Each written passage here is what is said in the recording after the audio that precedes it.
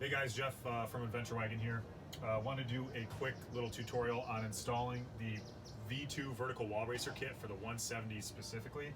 Now this is going to be if you just get the MOAB bed and the vertical wall racer kit that goes along with it. So we're talking about these two pieces here on both sides, S7, S2, and then S4 and S12 here. And again, these are just these verticals, so you guys can ignore these horizontal pieces, which are only going to come in the full interior conversion. Real quick, just kind of a rundown of the difference between V1 and V2. This is the V1 version 1 wall bracer kit, or one of the wall bracers. And now normally in the older version, these wall bracers would live inside this window recess. One would live right about here, the other one would live right here. All right, and then the vertical L track only spans kind of between my hands here.